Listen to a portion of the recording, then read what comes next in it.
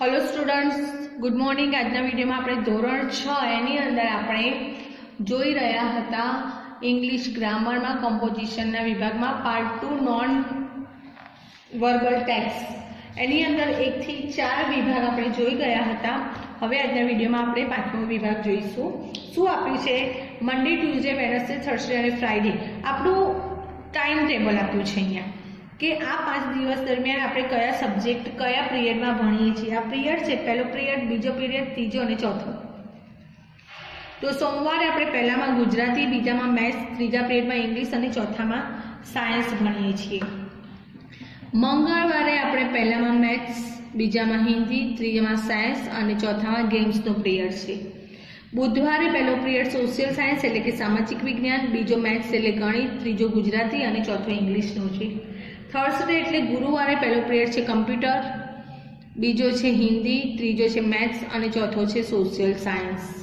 પછી છે ફ્રાઈડે એટલે શુક્રવારે પહેલો પીરિયડ સોશિયલ સાયન્સ, બીજો મેથ્સ, ત્રીજો ઇંગ્લિશ અને ચોથો પીરિયડ છે સાયન્સનો।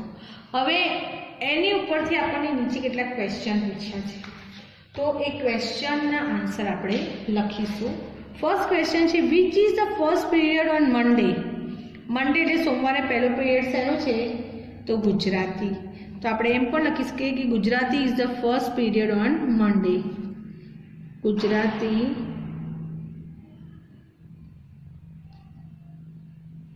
is the first period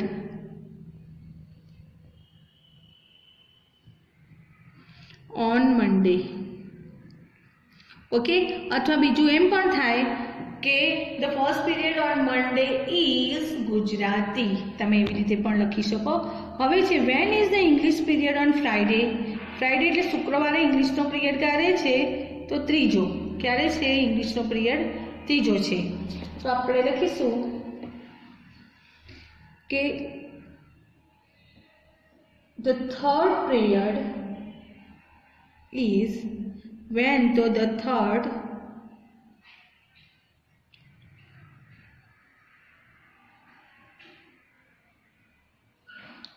period, P-E-R-I-D period is the English period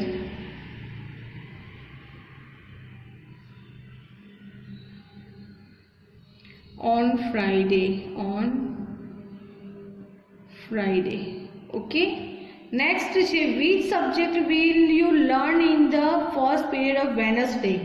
Wednesday પહેલા પીરિયડમાં તમે કયો સબ્જેક્ટ ભણશો? તો સોશિયલ સાયન્સ। કયો? Social science. તો આપણે લખીશું કે we will learn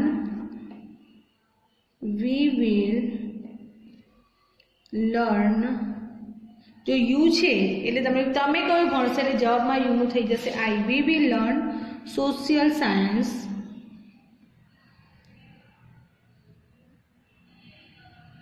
in the first period on Wednesday, in the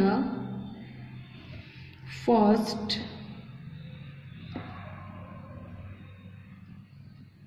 period on Wednesday, okay। next છે when is the maths period on Thursday? Thursday એટલે ગુરુવારે મેથ્સ એટલે ગણિતનો પીરિયડ ક્યારે છે? થર્સડે। તો કયો છે? ત્રીજો પીરિયડ। તો આપણે લખીશું કે the third period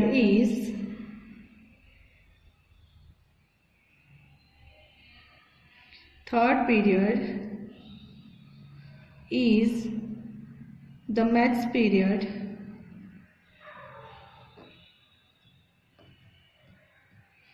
on Thursday,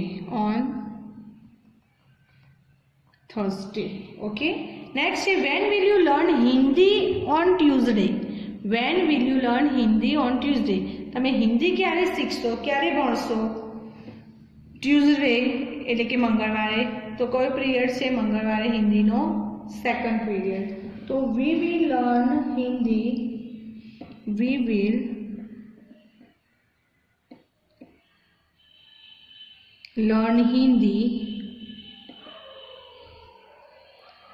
in second period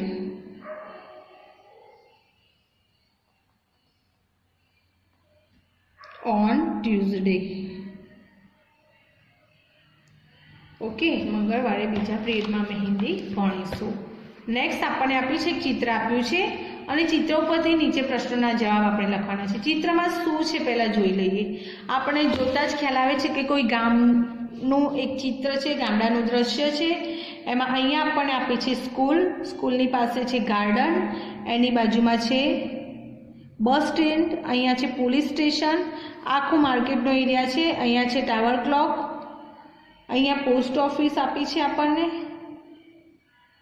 okay, પછી અહીંયાથી નદી જઈ રહી છે, અહીંયા મોટર કાર છે, આ હોસ્પિટલ છે બસ સ્ટેન્ડની પાછળ, નદીના પેલા ભાગમાં હોસ્પિટલ છે અને અહીંયા આપણને રેલવે સ્ટેશન આપ્યું છે.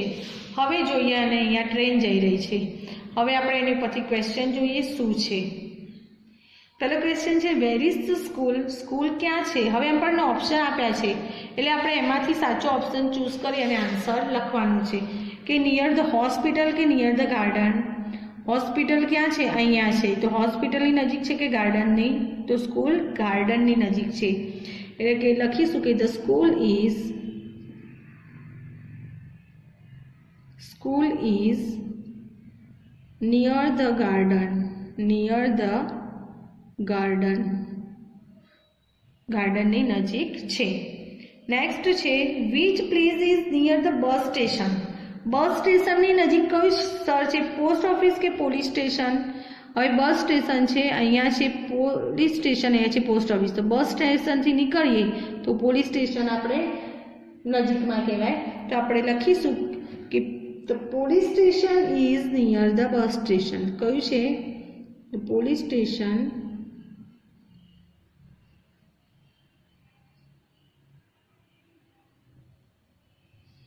is near the bus station. Okay, next છે where is the clock tower. clock tower એટલે આને કહેવાય clock tower. નાના ગામ હોય ને, આપણે પાટણમાં પણ છે 3 દરવાજે ઉપર, બરાબર, તો એ રીતનું આવો ટાવર હોય છે ઘણી જગ્યાએ અને એની ઉપર ઘડિયાળ હોય છે એટલે એને ક્લોક ટાવર તરીકે ઓળખવામાં આવે છે કે ગામમાં આવતા જતા બધા એને જોઈ શકે છે અને સમય જાણી શકે છે. તો ક્યાં છે, ઇન રેલવે સ્ટેશન કે ઇન ધ માર્કેટ. તો રેલવે સ્ટેશન તો અહીંયા છે, ક્યાં છે, ઇન ધ માર્કેટ. તો આપણે લખીશું કે the clock tower is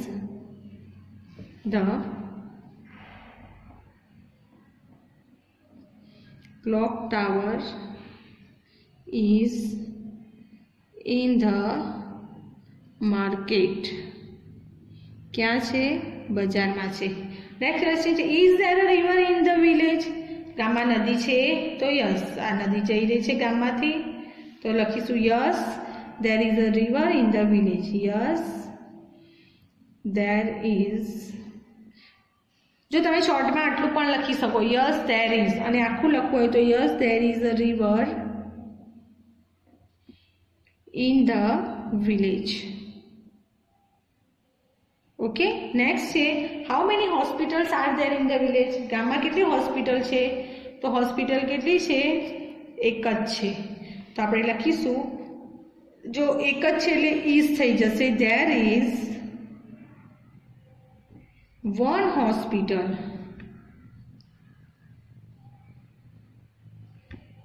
in the village. ગામમાં એક હોસ્પિટલ છે. ઓકે, હવે નેક્સ્ટ જોઈએ આપણે શું છે. હવે આપણને અહીંયા આપ્યું છે બીજું એક કાર્ડ જેવું લાગે છે, વાંચીએ એટલે ખ્યાલ આવશે આપણને શું છે. શાંતિ જનરલ સ્ટોર એટલે કે કોઈ દુકાનનું છે. ઓકે, અહીંયા આપણને બિલ આપ્યું છે. શું છે તો અહીંયા જોઈએ શેનું છે, કેશ મેમો. તમને બિલનો નંબર લખ્યો છે. Shanti general store, Shanti general store દુકાનનું નામ છે, MG road near Rajlakshmi talkies Rajkot. Rajlakshmi ટોકીઝની નજીક MG રોડ, અને ફોન નંબર છે એનો 24990200. હવે અંદર શું આપ્યું છે, એક તો નામ આપ્યું છે, બિલ છે એટલે જેને વસ્તુ ખરીદી હશે એનું નામ છે મિસિસ હર્ષિલાબેન પટેલ. કઈ તારીખનું બિલ છે તો 12 જાન્યુઆરી 2013. 12 જાન્યુઆરી 2013નું આ બિલ છે। બિલમાં શું છે, નંબર આપ્યા છે કે કેટલી વસ્તુઓ છે, તો 1 2 3 4 4 વસ્તુઓ છે। આઇટમ એટલે કઈ વસ્તુઓ ખરીદી છે, તો Pepsodent toothpaste, Ujala washing powder, sugar એટલે કે ખાંડ અને વાઘ બકરી ટી એટલે વાઘ બકરી ચા। ક્વોન્ટિટી એટલે કે કેટલી ખરીદી છે, તો પેપ્સોડેન્ટ ટૂથપેસ્ટ 2 લીધી છે, ઉજાલા વોશિંગ પાવડર 3 લીધા છે, 3 કિલો લીધા છે, ખાંડ સુગર એટલે ખાંડ 2 કિલોગ્રામ લીધી છે અને વાઘ બકરી ચા 1 કિલોગ્રામ લીધી છે। હવે રેટ દરેકનો ભાવ શું છે, રેટ અને અમાઉન્ટ। જો ભાવ એટલે રેટ એટલે 1 કિલોનો ભાવ આપ્યો છે એક વસ્તુનો, કે પેપ્સોડેન્ટ તો એક ટૂથપેસ્ટના કેટલા છે 60 રૂપિયા, ઉજાલા વોશિંગ પાવડર કિલોગ્રામમાં છે તો 1 કિલોગ્રામના 25 રૂપિયા, સુગર એટલે ખાંડ કિલોગ્રામમાં છે તો 1 કિલોગ્રામના 38 રૂપિયા અને વાઘ બકરી ચા 1 કિલોગ્રામના 70 રૂપિયા। હવે એ પ્રમાણે એનું બિલ બન્યું છે કે કેટલી ખરીદી છે, એને 2 કિલો ખરીદી છે તો 2 કિલોના 1 કિલોના 60 એટલે 2 કિલોના 120 રૂપિયા। વોશિંગ પાવડરની કિંમત છે 75 રૂપિયા થઈ। ખાંડ એને 2 કિલો ખરીદી જેનો કિંમત થઈ 76 રૂપિયા અને વાઘ બકરી ચા 1 કિલો લીધી એના 70 રૂપિયા અને એમનું ટોટલ થયું છે 341 રૂપિયા। સન્ડે ક્લોઝડ એટલે કે રવિવારે છે દુકાન બંધ રહે છે। પ્રીપેડ બાય મોહનલાલ એટલે કે મોહનલાલ તેના માલિક હશે। હવે ક્વેશ્ચન જોઈએ, what is the price of 1 kg of sugar. 1 kilo ખાંડનો ભાવ શું છે, તો અહીંયા આ ભાવ આપણને એકનો છે, 1 કિલોનો અથવા એક વસ્તુનો, તો કેટલો છે 38 રૂપીસ। તો આપણે લખીશું કે the price of 1 kg of sugar is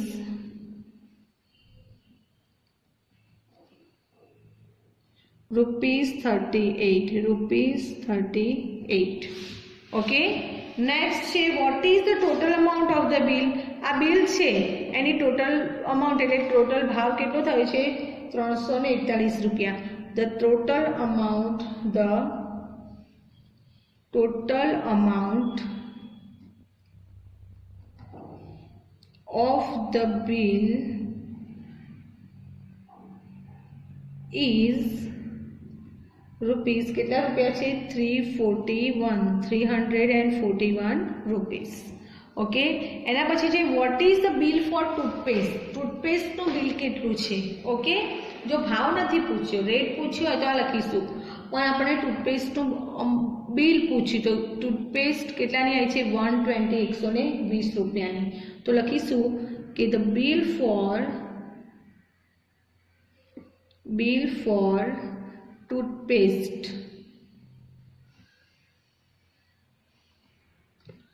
is ₹120 120 રૂપિયા છે। પછી છે વિચ આઇટમ કોસ્ટ ₹70 રૂપિયા શેના છે, તો શેના છે વાઘ બકરી ચાના, તો આપણે લખીશું કે the Wagh Bakri T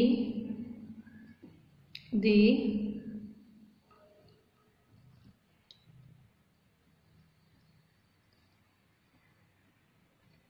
cost ₹70। Okay, last question છે how many items are there in the bill. બિલમાં કેટલી વસ્તુઓ છે, તો આપણે જોઈશું 1 2 3 and 4। તો there are 4 items,